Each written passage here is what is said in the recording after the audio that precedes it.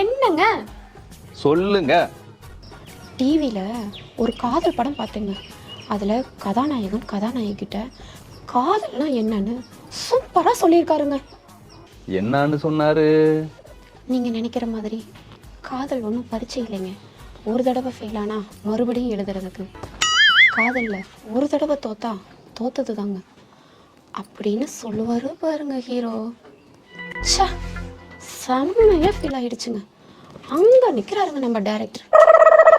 அவருக்கு தெரிஞ்சிருக்காது அவருடைய வாழ்க்கை ஃப்யூச்சரில் பிரைட் ஆக போகுதுன்னு. என்ன சொல்கிறீங்க?